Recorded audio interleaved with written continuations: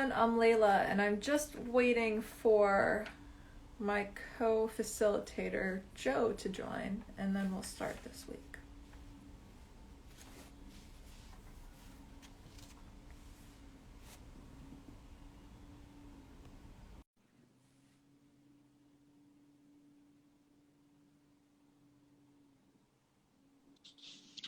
Hey, Joe, how are you?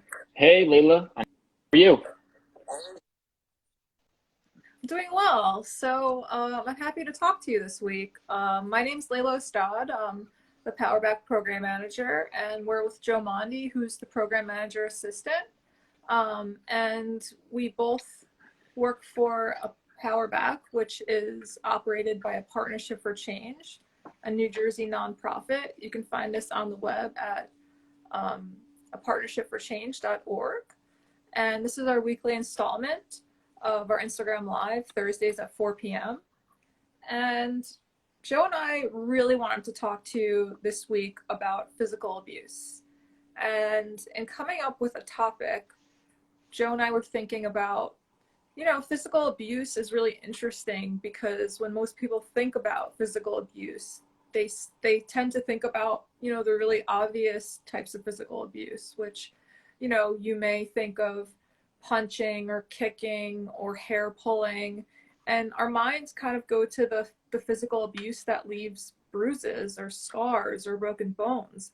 But physical abuse is so much more than that. And I wanted to share a story about a client I used to have. Um, so I had a client, and she used to come and see me. And in my office, so I'm a therapist, in my office, I used to have a candle in there.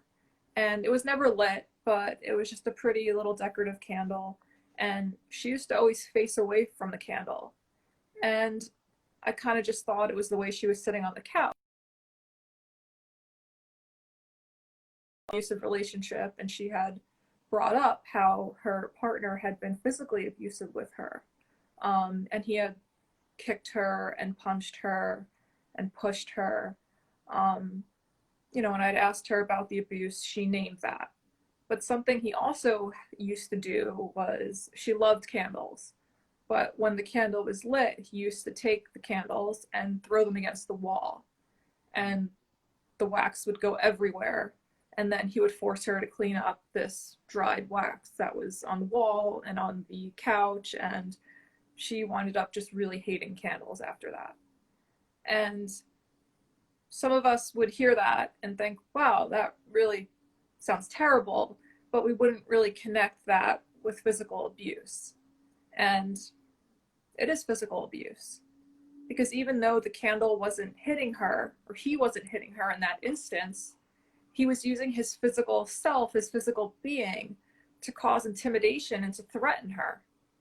Um, Right, yeah, so just to jump in there, you would consider any form of, because I feel like that almost, it's weird because it almost reminds me in like movies when you see, a couple that gets like passionate while fighting. And I hate to use the word passionate as a meaning like they're, it's a healthy thing. I don't mean that, but they show sort of like people in very heated moments and somebody might break a chair or they might break something on the wall or something, or even like punch the wall like that. These are things that you would consider threatening to the victim, even if they're not hitting them yeah, with that totally. object or with anything.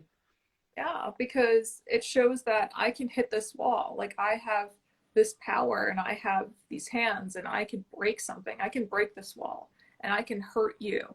Like, if I Right, can break this wall, like, think of what I can do to you. Um, right. like, other things is like destroying someone's phone. I Mm, had a student that I was counseling, and she said, with my partner, he's broken 5 of my phones. He used to, just when he wanted to look through them, and if he found something he didn't think was appropriate, he would take the phone and smash the phone. She's like, I'm so tired of buying phones. So right. that's another type of physical abuse, like destroying your property. Um, In your so far as in talking to victims and people that you've counseled, at what point do you see physical abuse really coming into their relationship? Because it can't start right in the beginning necessarily, right? Because I feel like it would be a really motivating factor to just not get into that relationship. But there's probably more manipulation that comes early before physical abuse happens.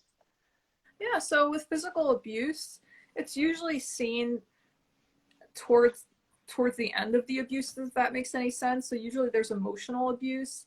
Well, usually let's go through the cycle. So usually you meet someone, you have this great connection, there's this emotional bonding, there's, even love bonding, bombing, which is just maybe they shower you with affection and say the nicest things, and you really really like them and feel this deep connection.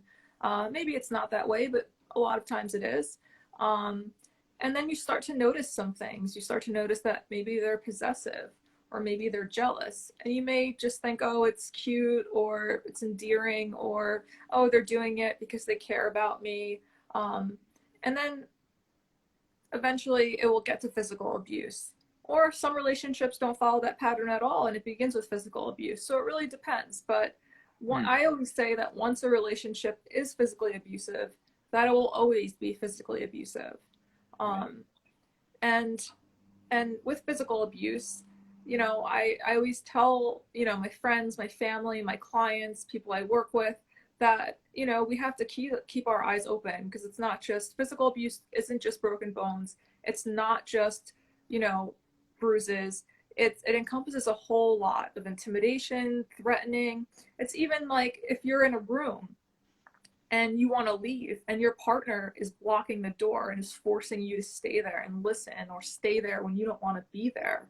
That's physical abuse, because if you think about that, that's really threatening.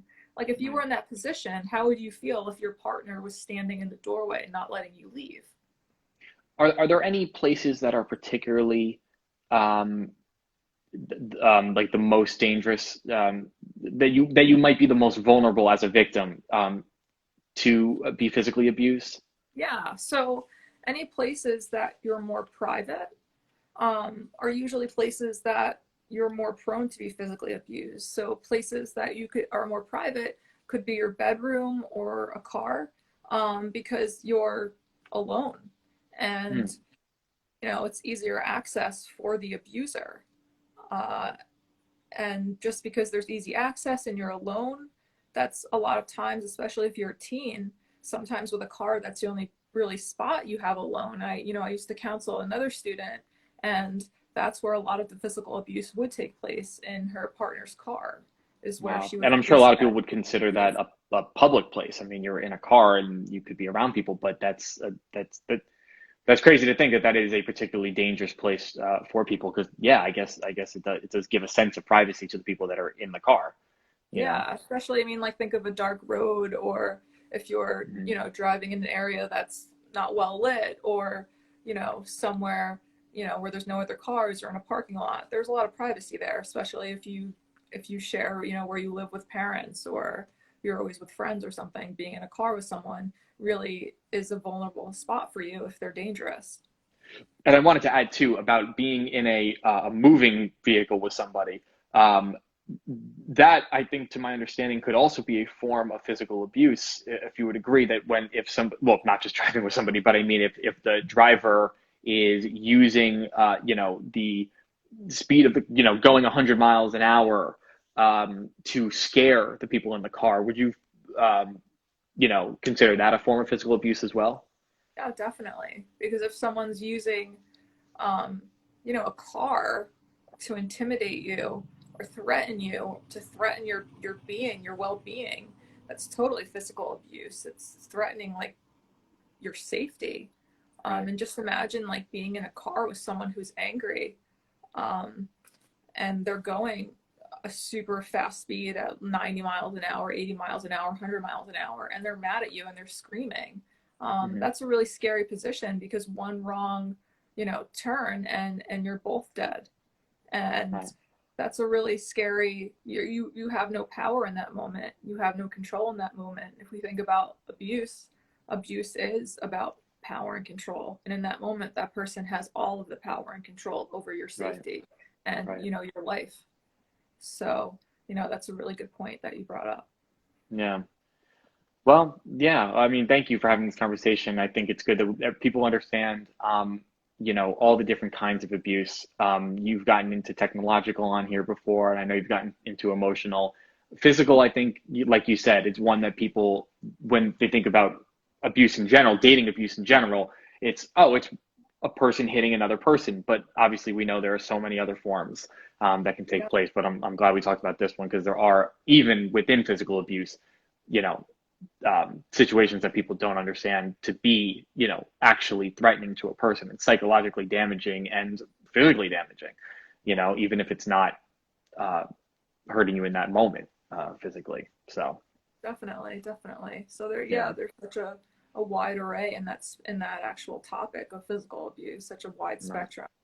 But yeah, totally. So thanks for having this discussion with me. And I know next week we will be posting something for on Thursday at 4 p.m.